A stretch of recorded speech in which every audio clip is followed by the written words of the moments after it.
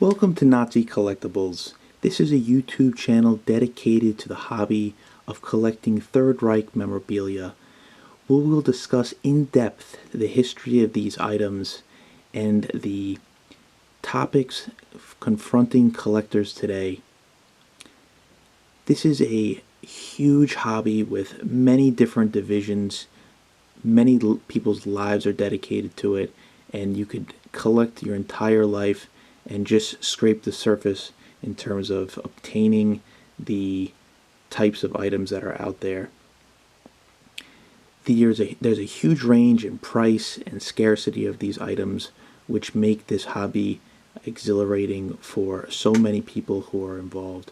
Of course, it's extremely controversial given the events that occurred associated with this symbology and the regime during this time period. Although, let us not forget, it is important to realize the truth and to foster history and learn from it and preserve.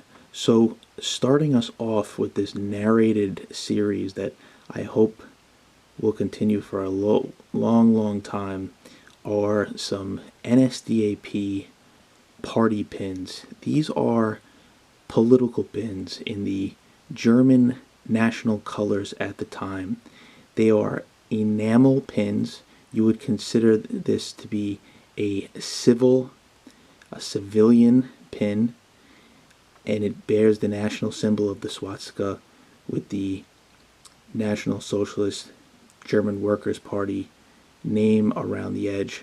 Notice from these four different manufacturers how this is all the same, and because one of the underlying themes in the production of textiles and metals, membership pins, clothing, etc., was the uniformity, attention to detail, attention to quality amongst the various manufacturers of the same item. When you're dealing with a country with millions of people, you need to have multiple manufacturers make the same thing, and the Germans were extremely strict, as many know, on how products were made, who made them, and the quality of the products. So quality and craftsmanship are two underlying themes that will continually come up. We'll also talk about the construction of these items.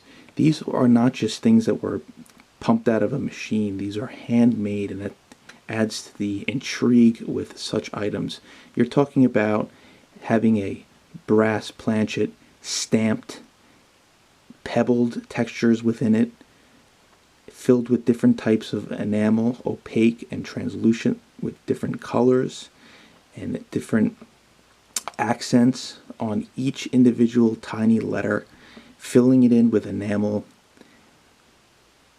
baking it, galvanizing it, affixing hardware to the back.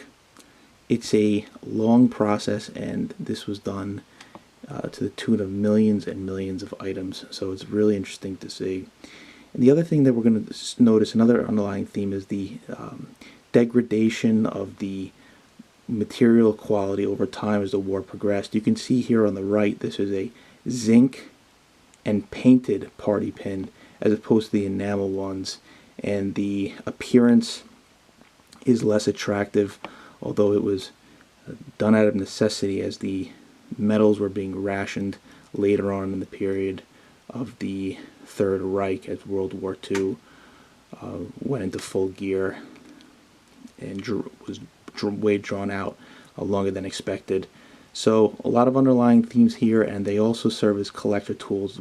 The main purpose of doing this, in addition to showing the history, is to aid collectors today, because it's widespread that people are getting absolutely fleeced. People are misled as to what is authentic and what is not.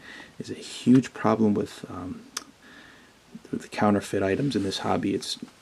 Every item of the tens of thousands has been counterfeited. So we're going to go over that as well. But let's take a look. You have these enamel pins. These are party pins. They'd be given to members of this political party. They were given out in the 1920s. You would find maker marks on the back of these things, and on the earlier ones, before the RZM period, which is when the government standardized and gave licenses to manufacturers in order to regulate the materials. You later find these, let me see if I can get this focused here.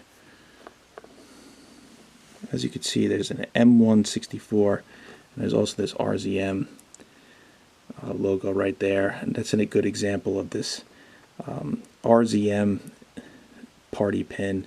And this started happening in the early 1930s. You would get these RZM manufacturers. Let's take another look at the RZM.